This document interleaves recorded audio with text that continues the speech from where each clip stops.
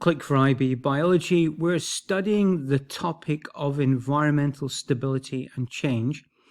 And now we're moving to a study of climax communities, which greatly represents the idea of stability, in which the community of organisms within a habitat is not changing or appears not to be changing.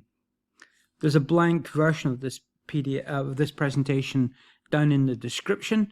You can annotate that with your own notes as we go through. There's a quiz down there with 10 questions, and you check the answers and you'll be able to chart your progress with this topic.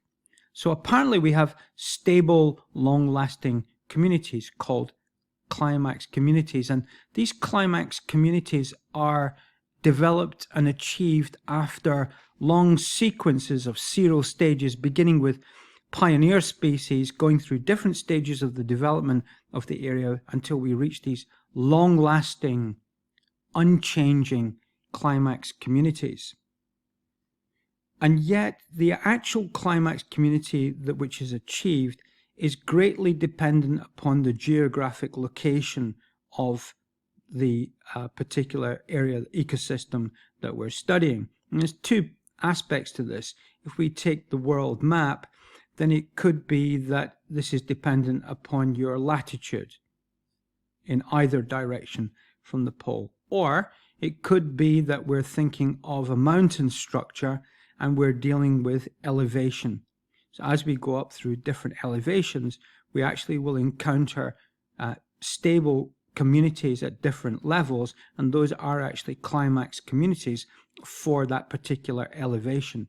As we go through different latitudes, we encounter different climax communities which are appropriate to those latitudes and the prevailing abiotic factors of latitude,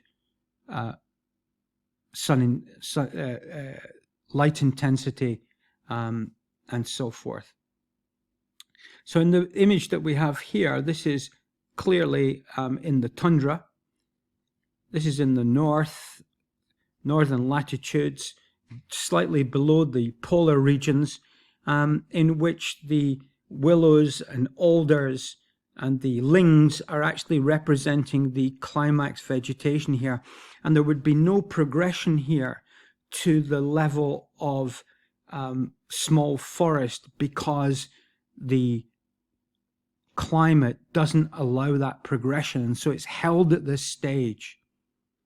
If we head further south, then this encounters, at southern latitudes, we have the taiga, or the boreal forests as they're sometimes known, the northern forests of Northern America and Russia as examples, where we have these large coniferous forests, and they do have periods of much warmer temperatures in the summer period, albeit that they're brief periods, and this allows the development of a more complex community of larger species, the conifers, in these regions, but they are unlikely to develop towards the broadleaf forests because the length of the summer period is not long enough and the intensity of sunlight is not high enough, and as a consequence of that, the food chains and food webs are less complex.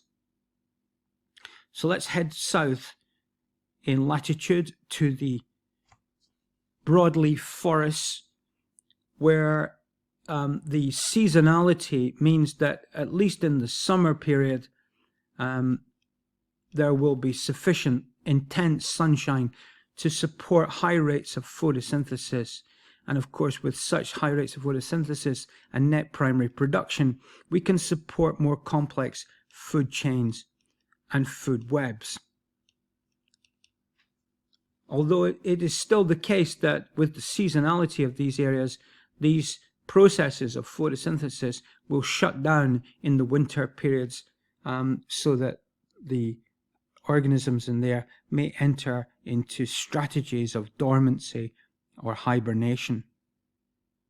But let's continue further south, where the intensity of sunshine is still increasing, the weather patterns become more stable, and we, in the tropical regions, we encounter the climax communities of the tropical rainforests, with their apparent ancient longevity, being millions and millions of years old, these forests seem to be unchanging as they experience constant temperatures with high rainfall, allows high net primary productivity, complex food webs and complex food chains, and these communities appear to be very, very stable.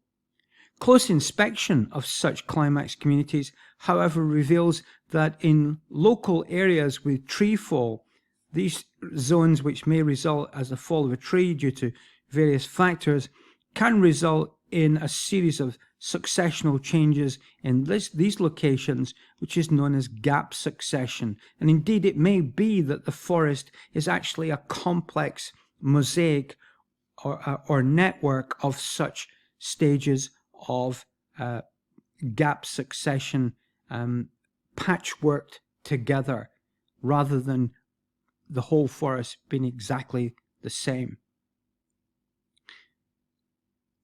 If we have the same temperatures but we reduce the amount of rainfall, perhaps because of our continental position, then we end up in the grasslands of the world. And here too the climax vegetation is the grasses, but of course there's the complex interaction between the grasses and the grazing herbivore populations which roam these grasslands, using the grasslands to support their own nutrition, and yet seemingly unchanging over long periods of time.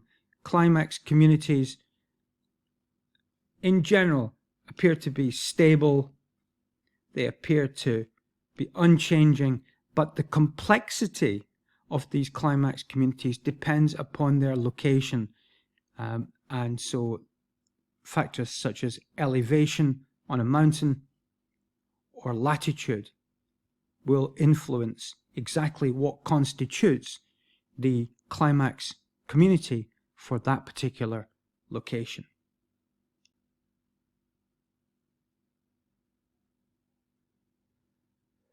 In the next video, we're going to look at the phenomena of arrested succession, the last of the videos in this sequence, and then there's the chance to subscribe to the channel, and here's our playlist for you to look at the different videos on offer here.